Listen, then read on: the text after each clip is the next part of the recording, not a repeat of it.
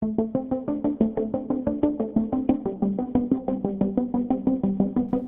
there! Welcome to Sneaking in the Green Room. I'm your host, Andrew Kushner, and each week I'm going to have the pleasure of sitting down with some of Portland's funniest comedians. Hell, let's be honest, these are some of the country's funniest comedians. And today, on my first episode, boy, do I have a treat. Folks, I have a comedian today who is open for some of the biggest comedians in the country.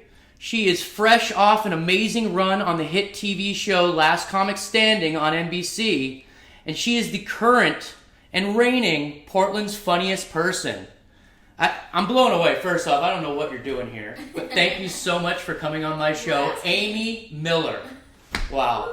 Woo! This is an honor to be. Thanks for having me. Straight up. Oh, this is just a special day. Good. I'll be honest, I gotta tell the crowd here, the first time that I ever found out about you, funny story, I was in the Portland's Funniest competition with you as well.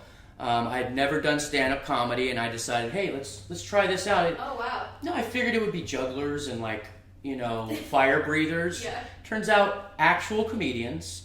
And I remember about 3 days before going on that first night, I got the list, I looked at it, and started looking up each of my competition and saying, I wonder what they got.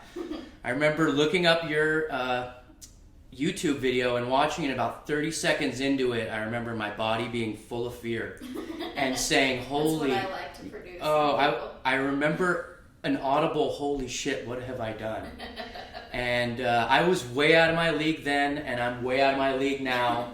And so, thank you again for coming on the show and gracing us with your presence. No problem. And let me get another thing out of the way. I have a little bit of a black eye. Yeah, I heard about that. Yeah, I'm a nice guy, so I was looking after my ex's dog. Yeah, and I ran after him and took a header into a fence. Yikes. Also caught a little bit of the cement. Yeah, that's my life. Yeah. On the day before, I'm interviewing the biggest comedian in Portland. That's what I get. Just make up a cooler story about it. You got in a fight or something. Yeah, I was thinking like cage fighting or something, but I just had carpal tunnel surgery in both wrists. I've got like the hand strength of a 3-year-old boy. Yeah. I'm not fighting anyone. But a funny story is I got to work yesterday after that had happened, and I watched a senior citizen almost hit a man on a bike.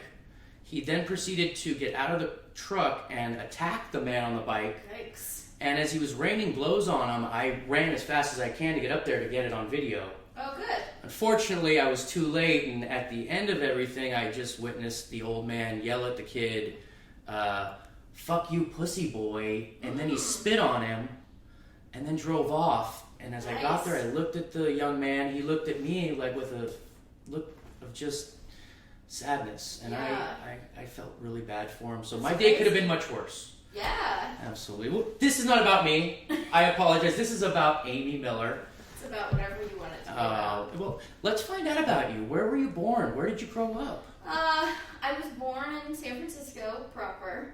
Grew up in the East Bay. Don't know why. Still don't know why you would get a doctor across the bridge. What if I had been born in rush hour? You know? My mom's not the brightest. So, born in San Francisco, which makes me like a unicorn in the Bay Area at this point. Almost nobody's from there anymore. Grew up in the East Bay. Just, good old white trash East Bay family. Well, I mean, I actually was conceived in the Berkeley area. I don't know if that's, Yeah.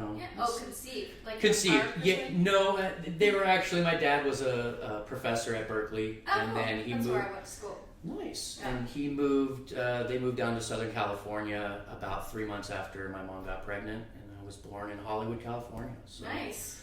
Yeah, I guess. Californian. There you go. My dad actually still lives in San Francisco. He's a professor at Golden Gate University. Okay. So. He still can afford to live there? Oh, he is loaded. He's got a huge place. He's married to a law professor, and she owns a law firm. Mm-hmm. They're doing great, and he just bought a stamp store in the financial district. Yeah, weird. It's A lot of people need stamps right now? No, he's just insane. That's pretty much what it is. Like but rubber stamps? no, Postage. like actual postage stamps. Okay. He has like collections from Roosevelt Mm-hmm. and Harry Truman's collection. Right. that people actually, they love to look at. That's weird. Like I said, he's not It's a dying hobby, I guess, so good for him. Yeah, I guess. It's really a bad investment for me. Can I ask you if you want to fix your jacket? Well, is it raising up on me? Yep. Yeah, it's a small jacket. See, this is big. This is fat guy in a little coat. This is the... I'm just checking. No, so it is totally the only jacket I own right now. You don't see it later and then have regrets. No, I'm gonna have regrets. No, I've already seen it. I look like an idiot on the show, but I'm all about this comedy. I want my life to really be about it. Yeah. All right. Folks, she just put me on blast right now. My gosh. Yeah, we'll be getting a new jacket for the next next episode. No, it's good. It's a commitment. No, I'll never forget that moment. No, it's totally gonna rise. Yeah, I'll just. How about if I hold it? No, we're not editing anything. This is the way we do this. Perfect. Live TV. No, it's hopeless. It's just gonna be up. All right. Well, let's just try. I'll ask you to try and ignore it, but at the same time, Listen, it's fine. Jimmy Fallon has a tailor. All those guys. You don't have that. Who's Jimmy Fallon? Sorry, that was rude. That was rude. Let me ask you, high school, were you, or actually your school life, were you a class clown? Were you a smart kid? No, I mostly was a loner. I kind of always have spent most of my time by myself, including in high school. I did choir. I did a lot of choir stuff, and then just was in, advanced classes. Just going to school almost never, but somehow getting straight A's. That's like the story of my life, is like minimum amount of work for like the most amount of praise. And I don't know how I've been able to keep it going this long, but I had some high school teachers that just hated me. Because I never went to school mostly due to like extreme social anxiety and fear. Plus I was like a Christian kid, so I just didn't really like know exactly where I fit in. But I did choir stuff, when I was there, and like these like Renaissance dinner. I mean, that was the extent of any acting I did. Was like we would do these Renaissance themed dinners. Would you eat quail and stuff? Or? Yes. Wow. Yep, we had quail and like figgy pudding and whatever, and they'd sing at the table and wear these corsets, which is really weird. It's low budget medieval times. Yeah, it was like actually very high budget. Not bad. For some, we had like a good choir program, and we did it in this like these like Frank Lloyd Wright designed churches, and tickets were expensive, and parents paid for it because like some of you were doctors and stuff. But and then you just have like 16-year-old girls like wearing corsets and confusing all of the boys for months.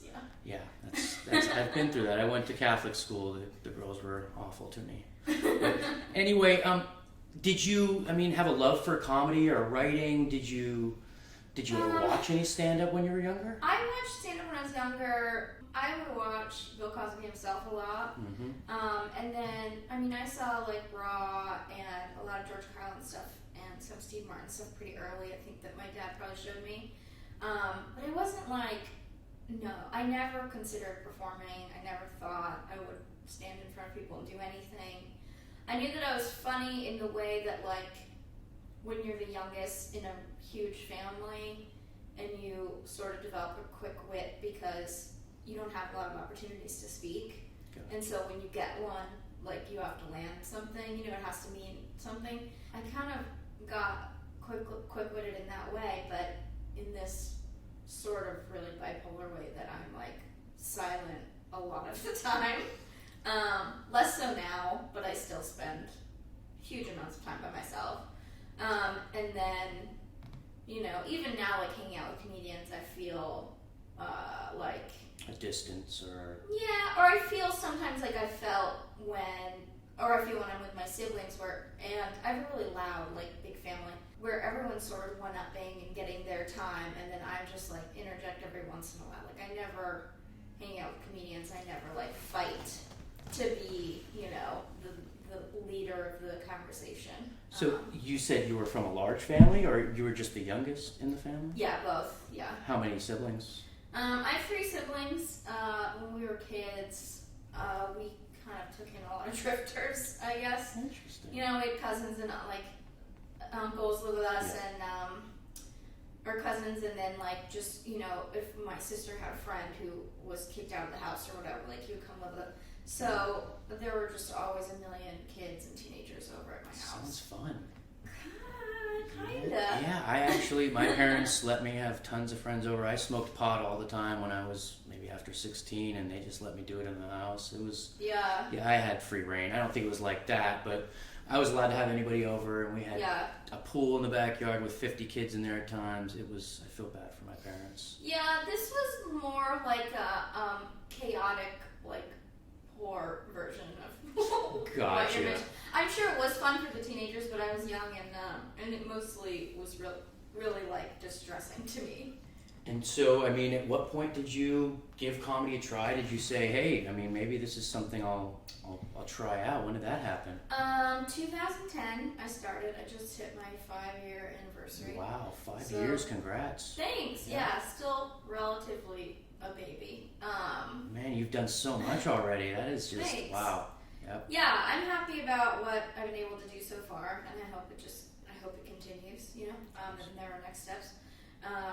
But yeah, 2010, I kind of just got pressured into going to an open mic, and I wasn't necessarily like thinking, oh, I'm going to be a stand-up comic, but I wanted to get over my stage fright, like in my 30th year, because I just thought like this has been like ruling my life for too long. And yeah, I mean, it had just really like eaten up so much of my life, like social anxiety and stage fright combined. I mean, like there were times that I missed like so much of college, even though I put myself through it, because like if I was like running 1 minute late, like I wouldn't want to walk into a lecture hall, because people would look at me. Like I wouldn't go to class unless I was like the first one in there, because I just was like living in a prison of like not wanting any attention. And now nobody can shut me up. So that is awesome. I crave attention, making up for a lot of lost time. But yeah, 2010, I went to an open mic, and I didn't know comedy was going to be a thing. And I've also always been a singer, so I was like, well, I'm going to try a two-pronged approach. Like, I've always been in choruses, but I've always avoided any solo work. So I was like, I'm going to try out these stand-up comedy open mics. Who even knows what's going to happen with it? It probably won't be any good. I probably don't have any material. And then in my choir, which, yes, I was a 30-year-old in a choir. To each his own. Super cool. Yeah. I'm going to like ask for some more solo opportunities. So they both kind of happened. More so the comedy, but I really didn't expect that it was going to be a thing I was going to do for the rest of my life. And so at what point did you decide to come to Portland? And I mean, was there a life change? Was there something big that forced you here? I mean, I had been doing comedy 2 years, and that's like an interesting point where I was like, okay, this is a real thing that I want to keep doing. I've gotten work at the club in San Francisco, the Punchline, which is like a huge honor. Absolutely, huge club. Yeah, and I kind of am already like tired of this scene, but what everyone does from SF is they go to LA right away, and I was like, I'm definitely not ready for that. Like, I'm not going to show up there and be like, okay, Hollywood, like, what do you got? Yeah. So I kind of mapped out a few cities that I had been to, because in my first 2 years, I was lucky enough that I performed in a lot of other towns, which is something I would recommend to everyone. And met comics in Denver and Austin and Atlanta and Nashville and here in Portland. And so I just was like, I'm going to look for a day job, and then whatever city bites first, I'll go there. Nice. And then it just happened to be Portland. Wow. Yeah, I mean, it worked out in like a really serendipitous way, because I actually like just got a job offer out of nowhere. My bosses kind of recruited me and like moved me up and everything. So it just worked out really well. It's a great story. I mean, Yeah. It's interesting. And so once in Portland, and I guess you started hitting the open mics. About how many open mics would you say weekly that you would, try and go to in the beginning? In the beginning, like the first few months, I went, to as many as I could, because I was trying to meet everyone. But you were already known people knew you from San Francisco. I'm sure your name was already... I've been up a couple of times to perform in Portland. So there were a couple people like Whitney Street and like Nick Walker that I had met, but didn't really know. So I was going out to mics just to sort of like, inject myself into the scene and figure out, who I wanted to be friends with and all that stuff. Yeah. I left the comedians Facebook group right away.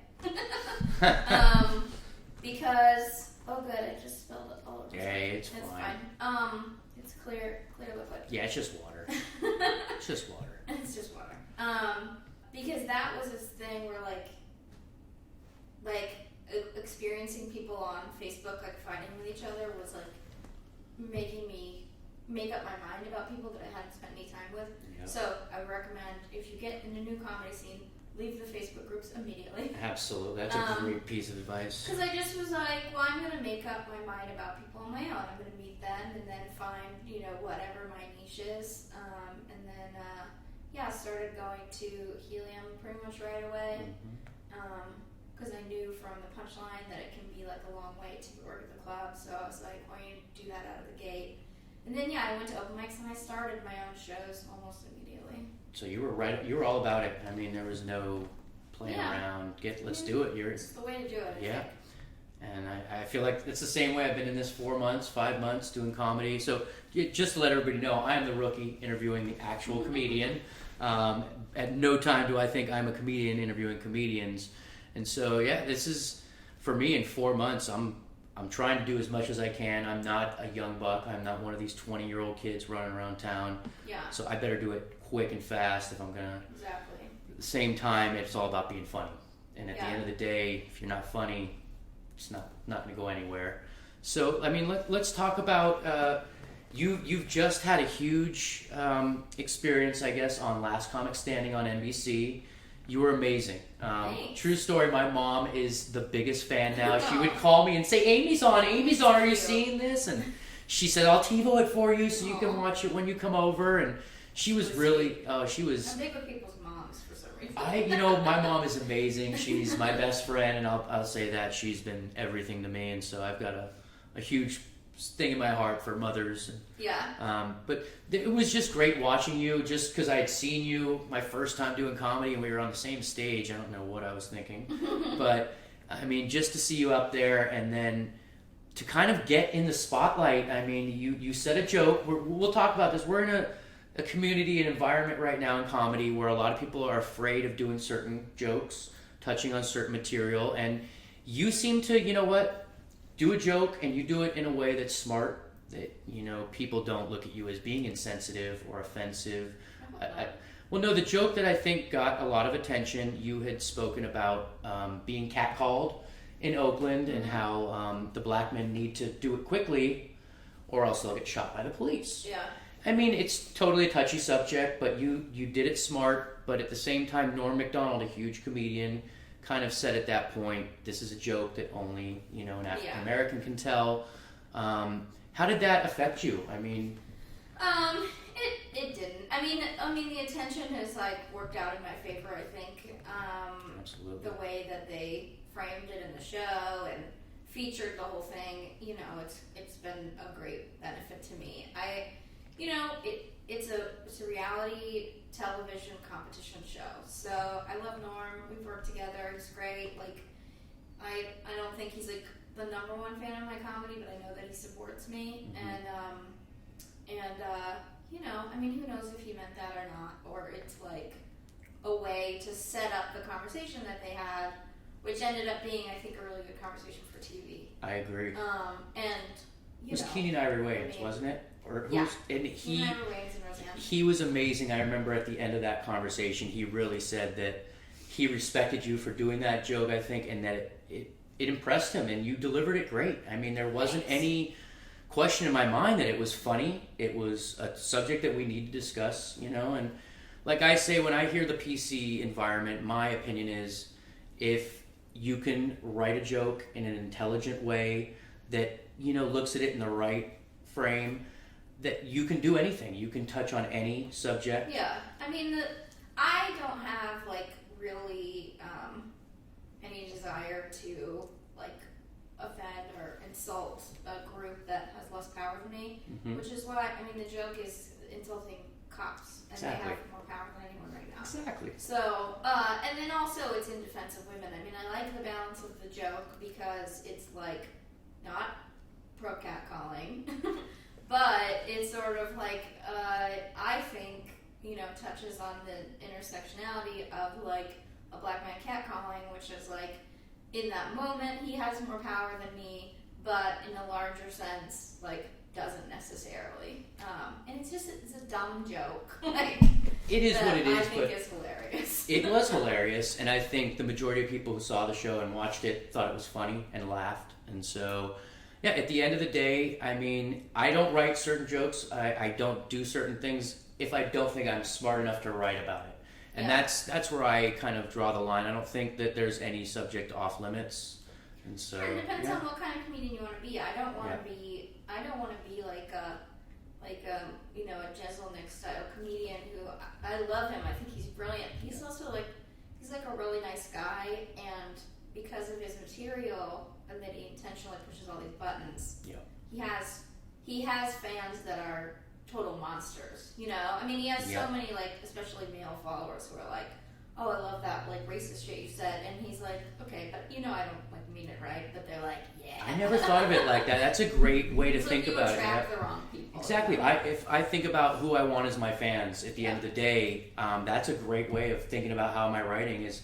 I don't want to attract those type of people, and so that's a great. Yeah, even if it's a good joke, I really try to do stuff that's true to my character because.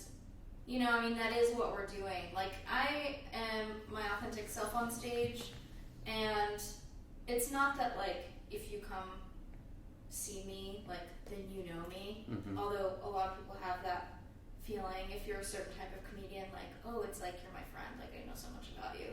I have, an honest style of comedy. And I just don't want to do anything that I wouldn't say in my normal life. You know what I mean? Just because it's,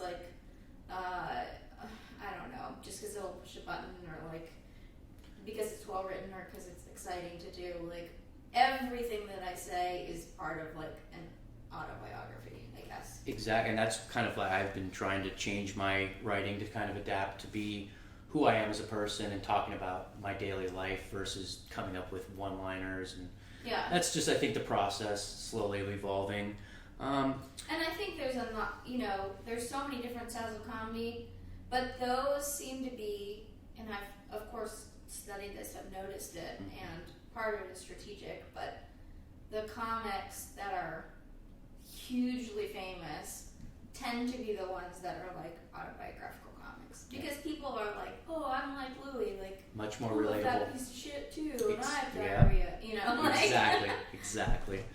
Yeah, it makes total sense. Well, I kind of wanted, the reason I did this show was to kind of give a forum for the younger comedian myself to kind of learn, and this has been great, just getting to speak with you and find out, what it took for you to actually make it. If you could give a tip to, the comic coming into the scene today, just let's say Portland, maybe, just something in general that you would say, here's what I would recommend, starting out, maybe not make too many enemies or something of that nature. What would you say? I would say perform as much as you can. That's not groundbreaking advice. It's what everyone says. Yeah. Practice. And some nights it's really, really hard, and especially if you have, I had such intense nerves. I still do sometimes. When I started that, it really feels like you're dying sometimes if you're nervous, Oh, yeah. So it's hard to throw yourself into that knowingly every night, but it's the only way to get rid of it, It's like going through the DTs. You just have to write it out, and if you don't keep getting on stage, you'll never get more comfortable. So I would say just and then perform a lot, and then, do your best not to get wrapped up in the personal shit. I think I think this is a huge part of the reason that there's a lot more women in the first year of comedy, and then we just start dropping like flies second and third year. And even I took almost a year off. So I just hit 5 years, but technically I've been doing it for 4 because too much drama and just there's a lot of dudes that can be kind of predatory, and then some women get very territorial and don't want competition, and I got so hurt by all of it that I just stopped performing in San Francisco for almost a year. I would do showcases and stuff, but and so I would just say, try to take a step back as much as you can and understand that in the first 2 years, people really think they're competing, and it's not the case. There's like room for all of us to do comedy. I know. There's so many roles Yep. and so many shows and so many festivals and Yep. clubs. It's like, you know, don't flatter yourself in the first year to think that like someone's taking your spot or you're being treated unfairly. Just, you know, be nice to people, even people that are terrible. Mm-hmm. And a lot of those people will drop off or level out, you know. Yep. It's just such a high emotion, highly emotional art form, especially for people who are new. Definitely. Because everyone's nervous. You're like, I mean, like for me, like I was sharing feelings in public, you know, which was new for me. No, it's and a lot of emotions. Yeah, just raw and vulnerable, and so people get competitive and petty and creepy and you know, whatever. People date, people break up. That's all fine. Just if you really want to do it, treat it like any other job. You know, you wouldn't start some like great internship in the thing that you want to do the most. Yeah. You know, like you wouldn't be like a White House intern and then just constantly focused on all the personal side. You would just be trying to do the best job that you could because you want a political future or whatever it is. Yeah. Like any job, you know, you have to do your best to be professional, and comedy's no different. And I think people get really confused about that the first 2 years. Well, that is brilliant advice. I guess the last question I wanted to ask was about, you know, when I go to open mics, I see there's a definite disparagement, not many women there, probably 35 men to 2 or 3 women. And so I wanted to allow you to give, you know, the female comic, the young female who's getting going in Portland, you know, some advice to them. I mean, how did you put up with not, you know, there not being so many women around and dealing with so many shitty men? Yeah, there's a lot of shitty men, but it's also a lot of great men, and you know, I mean, I love comics. Like comics are some of my best friends, and I've always hung around with a lot of dudes for whatever reason. Just kind of started probably because I have sisters, and in my social life I was like, I don't want any part of that. Like I have enough of that at home, you know. Yeah. So I always hung out with boys, like even as a small child. And it is not like every woman's natural environment, so it gets hard, but again, just like try to remove yourself from it as much as you can, and know that like any other kind of discrimination, like discrimination against women in comedy is not subtle, like it's active. Absolutely. We are actively unwanted. So, you know, you have to find the people you trust, find the men that you trust, and align yourself with other women right away. If you go into it and see them as competition and not allies, you will have a very hard time. Very, very hard time. And, you know, the more that it's like, you know, the old Oprah saying, like, you know, the easiest way to battle discrimination is just to be better than whoever's discriminating against you. So go to open mics, and like as you get funnier, it will matter less and less that you're a woman. It's always going to matter and come up, and people aren't going to want you around. But at the open mic level, if you can even get like 20% better than all these fucking yahoos, Absolutely. like they're going to leave you alone. No, Amy, this has been amazing. I honestly, pinch me. Is this real? Did you really come on the show? Well, folks, thank you for tuning in again. I want to thank Amy Miller for coming out, taking the time, and just giving some great insight to what it's going to take in this community, you know, for us young bucks. And again, good luck with everything in the future. Where can people find you? Do you have a website? I have a website. It's just amymillercomedy.com. I'm on Twitter at Amy Miller, and I've got all kinds of internet presences. Well, Google it. We're going to look out for you and hopefully see you on Comedy Central and doing big things in the future. Thanks. Thank you, Amy. Thanks, Andrew. Wonderful. Folks, this is Sneaking in the Green Room. Please join us again next week.